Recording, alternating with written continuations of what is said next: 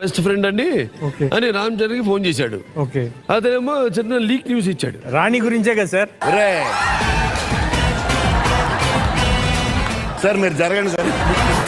ఓ చరణ్, రే నువ్వు నా ఫ్రెండా శత్రువా?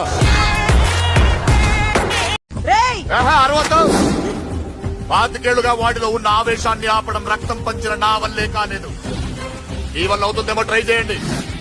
త్వరగా వచ్చేనన్నా.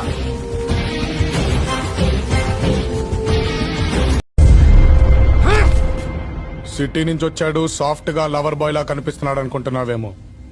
క్యారెక్టర్ కొత్తగా ఉందని ట్రై చేశాను. లోపల ఒరిజినల్ అలాగే ఉంది. దాన్ని బయటికి తెచ్చావనుకో